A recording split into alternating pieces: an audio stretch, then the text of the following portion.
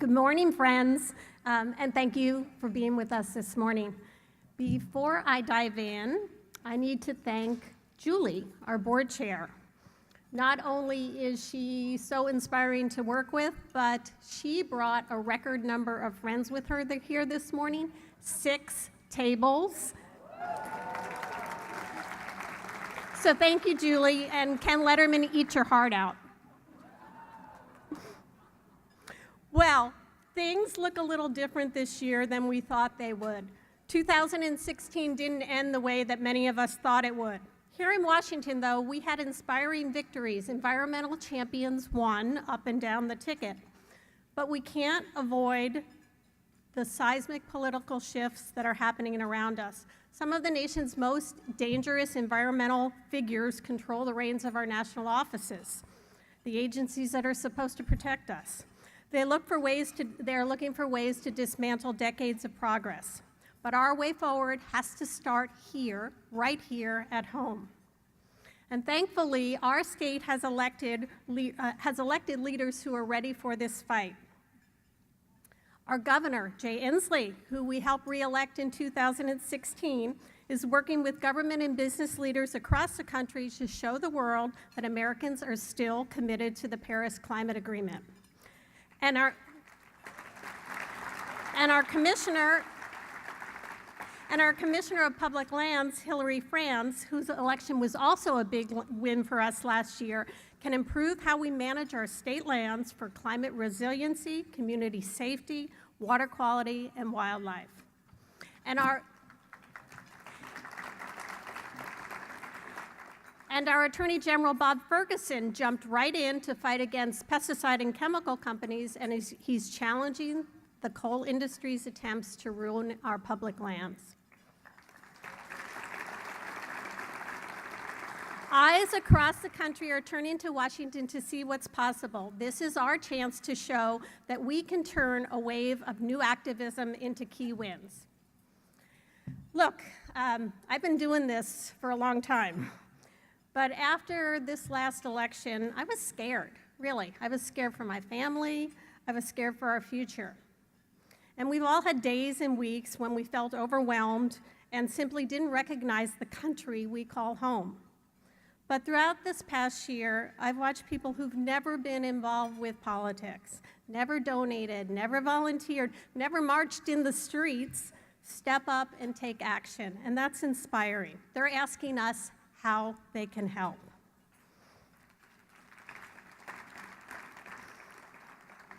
And we will, and they can help. Together we have already had important wins. In our legislature this year, we closed the decades-old big oil tax loophole.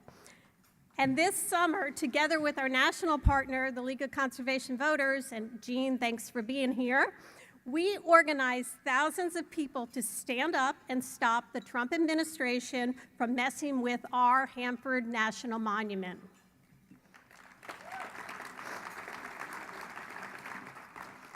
And last week, after receiving the most public comments in history, the Department of Ecology denied a key permit for the Millennium Coal Terminal in Longview. Over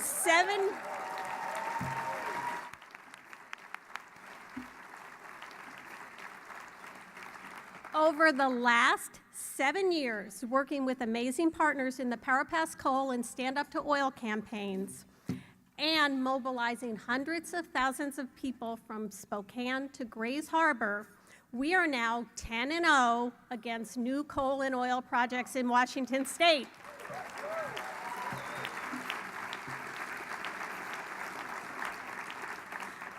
People know what's at stake. We all sat on our porches or went to our parks this summer as the skies blackened and ash fell like snow across the state. We could taste the air. Reports show that changes to our climate already cost the U.S. economy $240 billion a year. And since 1970, the area of burned forests in the Pacific Northwest has increased by 5,000%. That's 5,000%. The consequences of climate change are not on their way, they're here right now. And we know these impacts don't affect all of us equally. Disasters usually fall hardest on those who can least afford it.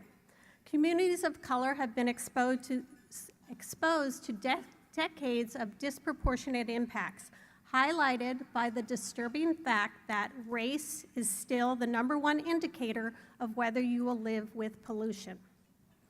And that's why those most impacted have to be at the center of the solutions, and they must be equal partners in creating a better path forward.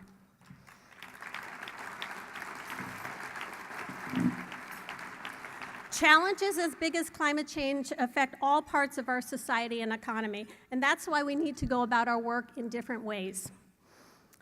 10 years ago, who would have thought I'd have the honor to stand here and say that we are working side by side with One America, the Washington State Labor Council, Front and Centered, Nature Conservancy, Climate Solutions, and Puget Sound SAGE working together towards the same goal, to make Washington State a climate action leader.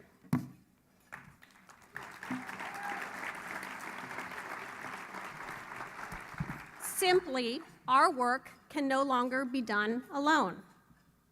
Washington State is the ideal place to show that a better vision for what a better vision for our nation looks like. With the right leadership, we can prove that every city and town has a place in the transition to clean energy and to sustainable and healthy communities. For example, in Tacoma, the innovative Point Defiance stormwater facility uses green infrastructure to help Puget Sound. It's the largest facility in the world, and we're exporting this technology to other countries. And the city of Spokane is leading by example to achieve its climate pollution goals. Last Earth Day, the city announced its municipal facilities and services achieved net zero energy consumption. These stories around the state are inspiring, and so that's why WCV is expanding our work to support legislative and local candidates throughout their careers. We are going to recruit candidates early on, we're going to provide training, we're going to help them win, and then we're going to support this next generation of leaders once they are in office. We must push all of our elected officials to take bold action, letting them know that we have their backs when they do, and holding them accountable when they don't. With this new federal administration, the bar for action at the state and local level has been raised, and I know we are up for this challenge. And now I'd like to move to our Legislator of the Year. This past legislative session was long and difficult, to say the least. But throughout it, one legislator showed a steadfast commitment to protecting the environment for people across the state. WCV is proud to select Senator Ruben Carlisle from the 36th District in Seattle for our highest honor, our 2017 Legislator of the Year.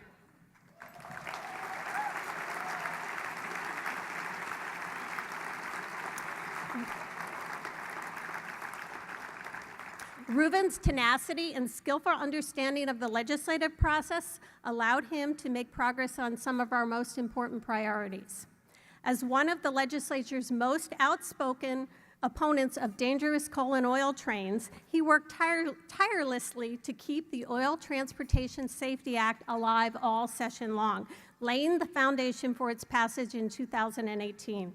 And working with the Budget Committee, he pushed to include stormwater and toxic cleanup funding in our capital budget, positioning it well for when the budget finally does pass. We will get this done. And last but not least, he was instrumental in helping us close that big oil tax loophole. Ruben is one of the Senate's strongest and most effective environmental champions. And with a win in the 45th Legislative District next month, he is well positioned to be the chair of the most important environmental committee. So let's give a big round of applause for Senator Ruben Carlisle, our 2017 Legislator of the Year. Thank you so much. I really appreciate it. Thank you. Ay, ay, ay. We gotta get a big picture.